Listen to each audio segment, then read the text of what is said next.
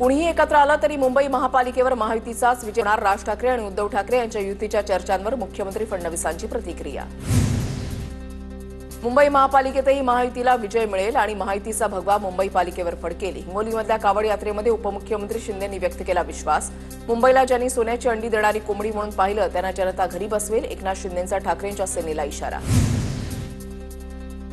राज ठाकरेंनी सामंतांकडे शिंदेंना जेवणाचं निमंत्रण दिलं होतं तर शिंदेंनीही राज ठाकरेंना जेवणाचं निमंत्रण दिलं असेल.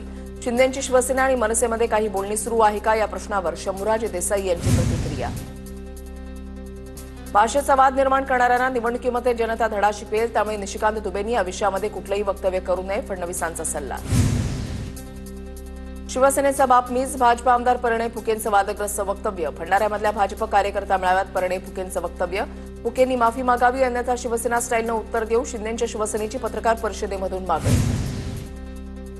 शिवसेनेचा बाप मीच आहे असा फुकेंच्या बोलण्याचा अर्थ होत नाही. परिणय फुकेंच्या वक्तव्यावर मुख्यमंत्री फडणवीसांचं स्पष्टीकरण.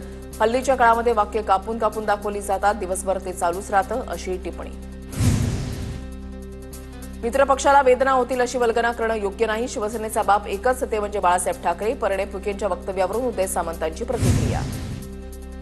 नेत्यांनी संयमानं बोललं पाहिजे. माहितीमधल्या पक्षातील नेत्यांनी बोलताना काळजी घ्यावी. फुकेंनी केलेल्या वक्तव्यानंतर मंत्री शंभूराज देसाई यांची प्रतिक्रिया.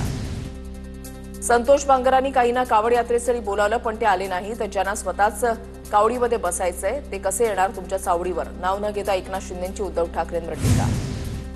लोक म्हणायचे गद्दारी केली तुमचं कसं होणार. एकनाथ शिंदे ज्यांच्या पाठीशी त्यांचं कुणीही काही करू शकत नाही. संतोष बांगरांनी कावड यात्रेतील भाषणामध्ये दंड थोपटले. 2016 पासून उद्धव ठाकरेंना कावड यात्रेसाठी बोलावलं पण ते आले नाहीत. कावड यात्रेमधल्या मेळाव्यात आमदार संतोष बांगर यांची उद्धव ठाकरे यांच्यावर टीका. ज्याच्यावर भोळा शंकर कोपला ते भस्म झाले. बांगरांची ठाकरेंवर टीका. आमदार संतोष बांगरांकडून एकनाथ शिंदेंचा भाई असा उल्लेख. माझ्या भाईच्या मनातील मनोकामना पूर्ण हो. कावड यात्रेतील कार्यक्रमात बोलताना संतोष बांगरांचं विधान. संतोष बांगर यांना मंत्री करा. संतोष बांगरांनी आयोजित केलेल्या कावड यात्रेमध्ये एकनाथ शिंदेंचं भाषण सुरू असताना कार्यकर्त्यांची घोषणाबाजी. विधिमंडळ परिसरातील मारहाण प्रकरणामध्ये विशेषाधिकार समिती ॲक्शन मोडवर. गोपीचंद पडळकर आणि जितेंद्र आव्हाडांकडे विधिमंडळ विशेषाधिकार समितीनं खुलासा मागितला. 15 दिवसांमध्ये पडळकर आणि आव्हाडांना खुलासा देणं गरजेचं. राजकारण करत असताना आधी आपलं घर पहा. कोणाचा जय जयकार करून चालत नाही. सोलापुरातल्या कार्यक्रमात मंत्री संजय शिरसाट यांचं वक्तव्य. बार पूर्ण महाराष्ट्रात कुठल्या पद्धतीचे आहे ते कळणं गरजेचं. सगळीकडे नाचगाणे चालत नाही. नियम मोडून बार चालवणाऱ्यांवर कारवाई होईल. मंत्री भरत गोगावलेंचा इशारा. ठाण्यामधल्या डान्स बार संदर्भात अविनाश जाधव आज पोलीस आयुक्तांची भेट घेणार. ठाण्यामध्ये डान्स बार सुरू असल्यास तत्काळ बंद व्हावेत अशी विनंती. अविनाश जाधवांची प्रतिक्रिया. पनवेल कोर्टाकडून जामीन मिळाल्यानंतर मनसे नेते योगेश चिले आणि पदाधिकाऱ्यांचं फटाके फोडून स्वागत. योगेश चिले आणि पदाधिकाऱ्यांनी पनवेलमधील डान्स बार फोडला होता आणि त्यानंतर त्यांना अटक झाली होती. चीन संबंधीच्या मुद्द्यावरून सुप्रीम कोर्टानं विरोधी पक्षनेते राहुल गांधींना सुनावलं. आता तरी राहुल गांधी सुधारतील. भारत विरोधी वक्तव्य करणं बंद करतील. मुख्यमंत्री फडणवीसांचा राहुल गांधींना टोला. राहुल गांधींना न्यायालयानं चपराक लगावली. राहुल गांधींनी आता तरी बोध घ्यावा. उपमुख्यमंत्री एकनाथ शिंदेंची राहुल गांधींवर टीका. डोनाल्ड ट्रम्प भारतावर आणखी टॅरिफ लावणार. डोनाल्ड ट्रम्प यांची सोशल मीडियावर पोस्ट. रशियामुळे युक्रेनमध्ये किती लोक मरतायत याची भारताला पर्वा नाही. डोनाल्ड ट्रम्प यांची प्रतिक्रिया. डोनाल्ड ट्रम्प यांच्या करवाढीच्या धमकीनंतर भारताच्या परराष्ट्र मंत्रालयाकडून स्टेटमेंट जारी. भारताला लक्ष्य करणं अन्याय आणि तर्कहीन. भारतानं अमेरिकेला सुनावलं. अमेरिका रशियाकडून काय खरेदी करतं याची आठवण भारतानं करून दिली. उपमुख्यमंत्री एकनाथ शिंदे आणि खतगावकर कुटुंबियांची भेट घेतली. स्नेहलता पाटील यांच्या निधनानंतर एकनाथ शिंदेंनी खतगावकर कुटुंबियांचं सांत्वन केलं. रामभाऊ काळजी करू नका तुम्हाला आणखीन एक संधी मिळणार. राम सातपुतेंना उद्देशून मंत्री संजय शिरसाट यांचं सूचक विधान. उत्तम जानकरांचा जातीचा दाखला रद्द केल्यानंतर वक्तव्याला महत्त्व. ठाकरेंच्या पक्षाच्या खासदार प्रियंका चतुर्वेदींनी पंतप्रधान मोदींची भेट घेतली आहे. प्रियंका चतुर्वेदींनी पंतप्रधान मोदींची भेट का घेतली याचं कारण अद्याप गुलदस्त्यात. शिंदेंचे शिवसेना नगरसेवक कमलेश राय यांना 1 दिवसाची पोलीस कोठडी. कमलेश राय यांना 5 लाखांची खंडणी घेताना रंगेहात पकडलं होतं. 6 ऑगस्टला राज ठाकरे आणि बच्चू कडू यांची भेट होणार. बच्चू कडूंच्या आगामी आंदोलनासंदर्भात दोन्ही नेते भेटणार. सूत्रांची माहिती.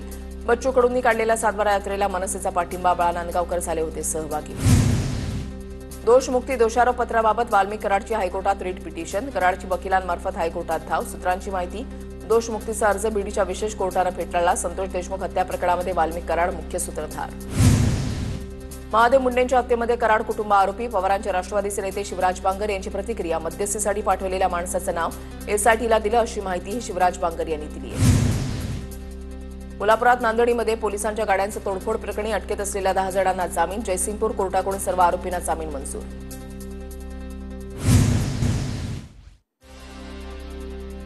धाराशिव जिल्ह्यामध्ये शरद पवारांच्या राष्ट्रवादीला धक्का. शरद पवारांच्या राष्ट्रवादीचे माजी आमदार राहुल मोटे आज अजित पवारांच्या राष्ट्रवादीमध्ये प्रवेश करणार.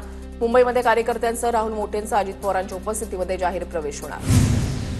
अजित पवारांच्या राष्ट्रवादीच्या अल्पसंख्याक विभागाचे नांदेड जिल्हाध्यक्ष शेख मकसूद यांचा राजीनामा. संग्राम जगताप मुस्लिम समाजावर टीका करत असल्याचा आरोप. पक्षाकडून संग्राम जगतापांवर कारवाई होत नसल्यानं राजीनामा. भरत गोगावलेच रायगडचे पालकमंत्री व्हायला हवेत. 15 ऑगस्टला झेंडावंदनाचा मान गोगावलेंनाच मिळावा ही मुख्यमंत्र्यांकडे मागणी करणार.